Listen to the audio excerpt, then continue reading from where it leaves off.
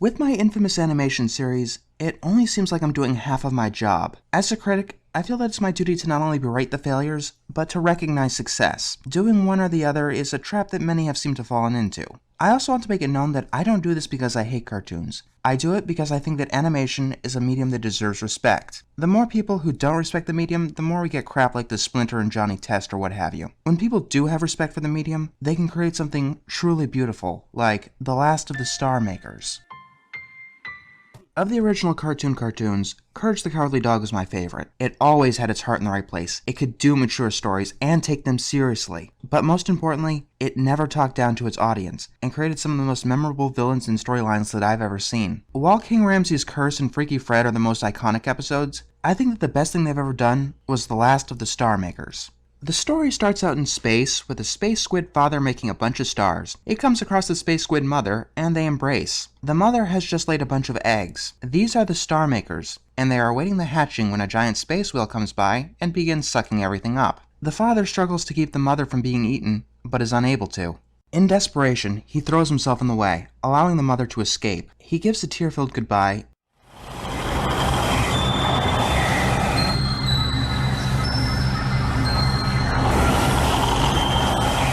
and explodes into a bunch of new stars. That alone could have served as a whole animation in and of itself, but it only sets up a premise, as the mother floats towards the Earth and crashes in front of Courage's house in the middle of nowhere because everything seems to. Courage sees this and tries to tell Muriel by leading her outside. They see the Starmaker bury the eggs in the dirt and lie on top of them. Courage, of course, is terrified of her, so she makes a star which seems to calm him down.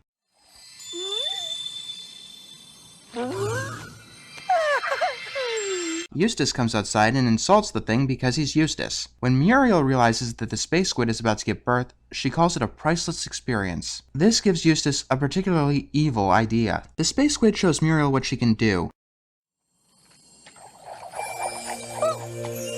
Oh my!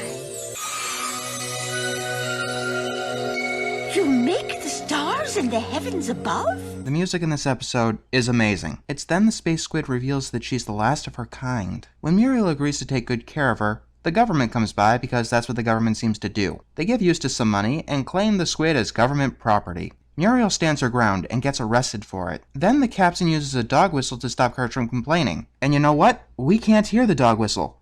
Hey Bubsy, that's how you do it! The squid gets placed into a dome and starts getting her fluids drained. That can't be good. And the eggs are placed in a cage, which really can't be good. Then the captain leaves. Muriel thinks that the squid is withering away, and leaves it up to Courage to make her feel better. So, Courage sneaks into the dome in cartoonish fashion. He begins taking the eggs and knocks out one of the guards in cartoonish fashion, sneaks past the other guards in cartoonish fashion, and swims through the space squid fluid. The scientists step on the hose, causing it to pop. Courage rescues the eggs, and when the scientists chase after him, he hides under the giant space squid. Before the scientists can get Courage, the space squid grabs them, giving the eggs just enough time to hatch. They do hatch, and fly through the roof and into the sky, causing the whole dome to deflate. Even the music takes a triumphant leap as the space squid pats Courage on the head.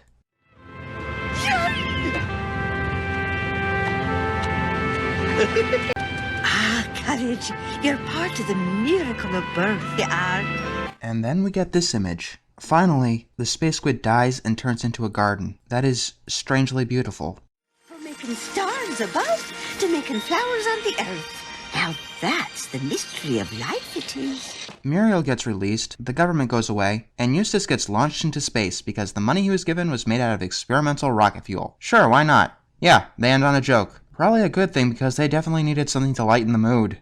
Like this if you cree everything, because I certainly do. This is an episode that is truly perfect, and a testament to what animation can actually do. It doesn't just stop at doing everything right, it goes above and beyond that. I can only call something perfect so many times before it gets old, but such feelings of sympathy, sadness, and triumph that it elicits cannot be ignored. It's stories like this that stand the test of time, and you have to remember, this was a cartoon made for children. It's kinda for those reasons that I started up Infamous Animation. For every numbnuts talking down to their audience, trying to keep children watching moving colors, or people thinking that cartoons are easy to write for, there are people creating art. They respect both their audience and their medium. A true artist wouldn't be able to respect themselves if they didn't do that. And I suppose it is time to give them the respect that they deserve. Obviously, there's a lot more crap than gems out there, so this isn't going to be nearly as often as Infamous Animation. I also don't want to dilute the meaning of Admirable. I'll get these out when I can, but I'm not sticking to a schedule on this one. Also, if you know of any cartoon episode or animated movie that could be considered a paragon of its craft, I'd really love to know.